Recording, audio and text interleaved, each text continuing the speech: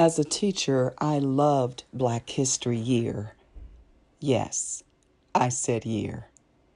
You see, I didn't only teach my students who were African American about themselves just during the month of February.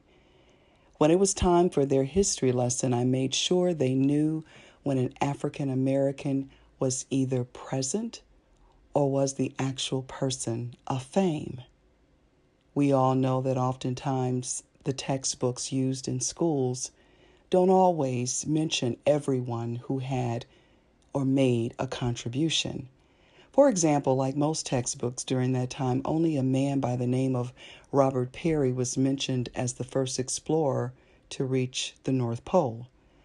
However, it was actually Matthew Henson, a black man who was part of his group, that reached the North Pole first. Another example is I was never taught as a child that a black man, an explorer by the name of Jean-Baptiste Point du Sable, was the founder of the settlement that would become Chicago. But I made sure my students knew. Every activity, every expectation was based on the strength of those who made history. You see, you don't just become a history maker, you are born one. The gifts that God gives each of us must be acknowledged and nurtured. As a teacher, I knew this was my responsibility. As a woman of God, I made my classroom exemplify the words of Jesus Christ as he spoke from the Sermon on the Mount in Matthew 5, where he said, "You are the salt of the earth, but if salt has lost its taste, how can its saltiness be restored?"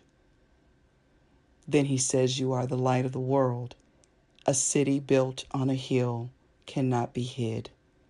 No one, after lighting a lamp, puts it under the bushel basket, but on the lampstand, and it gives light to all the house." As a teacher, I wanted to make sure my students' saltiness was always there and that their light would shine throughout the world. Reverend Mel.